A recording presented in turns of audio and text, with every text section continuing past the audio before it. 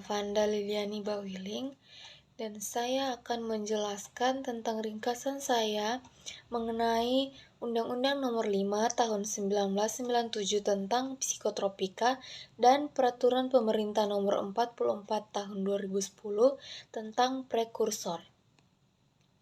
Menurut undang-undang ini, psikotropika adalah zat atau obat baik alamiah maupun sintetis bukan narkotika yang berkhasiat psikoaktif melalui pengaruh selektif pada susunan saraf pusat yang menyebabkan perubahan khas pada aktivitas mental dan perilaku.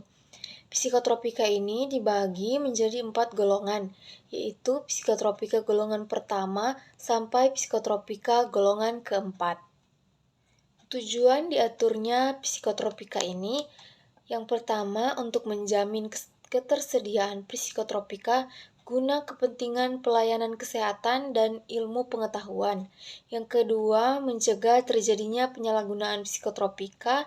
Dan yang terakhir, memberantas peredaran gelap psikotropika. Menurut undang-undang ini, pengguna psikotropika hanya dapat memiliki, menyimpan, dan membawa psikotropika untuk digunakan dalam rangka pengobatan dan perawatan. Rehabilitasi bagi psikotropika yang menderita sindroma ketergantungan dimaksudkan untuk memulihkan dan mengembangkan kemampuan fisik, mental, dan sosialnya. Rehabilitasi ini dapat meliputi rehabilitasi medis dan rehabilitasi sosial. Jika psikotropika diproduksi tanpa memenuhi standar dan persyaratan yang berlaku dan tidak dapat digunakan dalam proses produksi psikotropika, atau psikotropikanya kadaluarsa, atau tidak memenuhi syarat untuk digunakan pada pelayanan kesehatan dan untuk kepentingan ilmu pengetahuan, psikotropika tersebut harus dimusnahkan.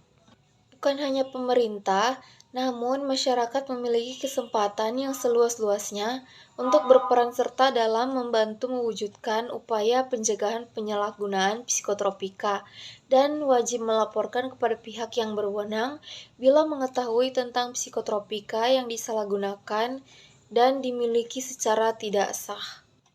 Kita masuk dalam PP nomor 44 tahun 2010.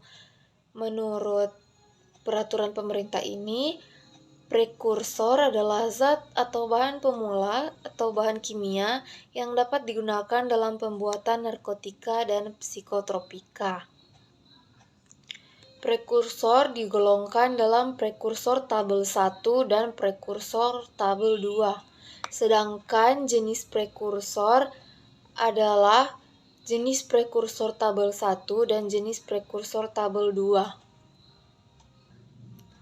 Tujuan dibuatnya peraturan ini adalah untuk melindungi masyarakat dari bahaya penyalahgunaan prekursor, mencegah dan memberantas peredaran gelap prekursor, mencegah terjadinya kebocoran dan penyimpangan prekursor, dan menjamin ketersediaan prekursor untuk industri farmasi, industri non-farmasi, dan pengembangan ilmu pengetahuan dan teknologi.